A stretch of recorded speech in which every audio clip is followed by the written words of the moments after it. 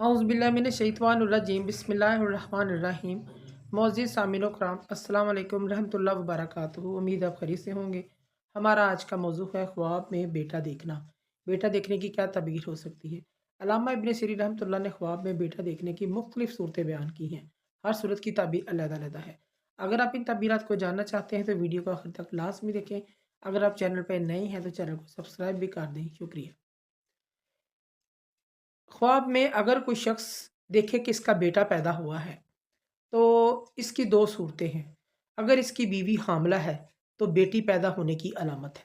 अगर बीवी उम्मीद से नहीं है तो इसको कोई दुनिया की कोई ऐसी चीज़ मिलेगी जिसको इसको उम्मीद भी नहीं हो सकती। अल्लामा इब्न सीरी रहमतुल्लाह फरमाते हैं, अगर कोई मर्द या औरत ख्वाब में देखे कि इसका बेटा पैदा हुआ है तो दलील है इस बात की कि इसके घर अल्लाह पाक बेटी अता फरमाएंगे। ख्वाब में अगर कोई देखता है कि इसके घर बेटी पैदा हुई है तो अल्लाह पाक इसको बेटा अता फरमाएंगे। अगर कोई ख्वाब पे कोई मर्द या औरत देखे कि बेटा या बेटी पैदा हुए हैं तो दलील है कि इसके यहाँ औलाद पैदा होगी। अगर वो शख्स गरीब है इसको मालो दौलत हासिल होगा। और अगर अगर इस की औरत फौत हो गई है तो अल्लाह पाक इसको दूसरी औरत अता फरमाएंगे। इसकी दूसरी औरत से शादी होगी।